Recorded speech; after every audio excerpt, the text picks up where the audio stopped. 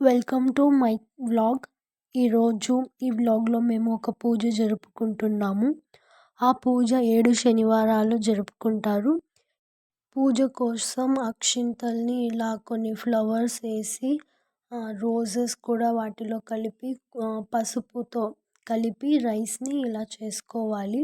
తర్వాత కావాల్సినవన్నీ ఇలా రెడీ చేసి పెట్టుకోవాలి. దీని తర్వాత దీపాలు వెలిగించడానికి రైస్ ఫ్లోర్తో దీపాలు చేసుకోవాలి. అవి కూడా పాలు వేసి చేసుకోవాలి. సో ఇలా కలుపుకొని చేసుకొని తర్వాత వాటిని మనం అగరబత్తీలతోనే వెలిగించాలి. అండ్ వీటికి కుంకుమ పసుపు అన్నీ పెట్టి వెలిగించాలి.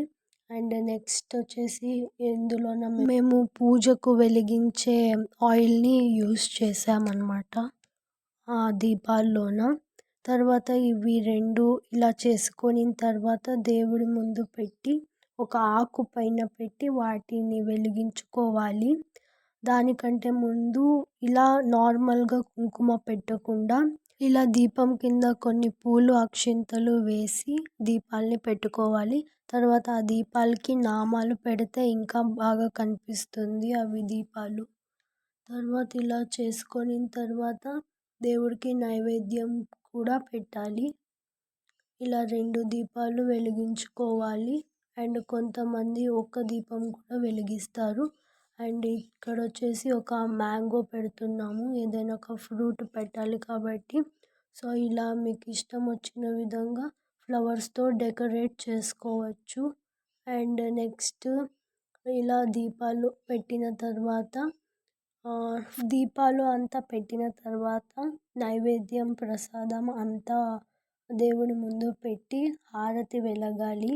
ఫస్ట్ ఇలా దీపాలతో హారతి వెలిగి తర్వాత మేము కర్పూరంతో కూడా హారతి వెలిగాము. ఇలా అగరబత్తీలను వెలిగి వాటిని గుమ్మం ముందు అండ్ ఆల్సో ఇక్కడ దేవుడి దగ్గర పెట్టేసి ఇలా పూజ కంప్లీట్ అయిన తర్వాత ఇలా టెంకాయ ఒకటి కొట్టుకోవాలి.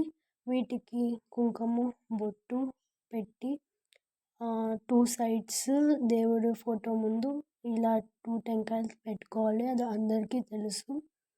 సో మనం నార్మల్గా పూజ ఎలా చేస్తామో ఇంట్లోన అలానే సేమ్ చేసుకోవాలి. నెక్స్ట్ ఇలా అంతా అయిపోయిన తర్వాత ముందుగా మనం చేసుకున్న అక్షింతలని తీసుకొని 108 టైమ్స్ వెంకటేశ్వర స్వామిని జపం చేయాలి. తర్వాత ప్రసాదాన్ని స్వీకరించాలి. Thanks for watching. Like, share and subscribe.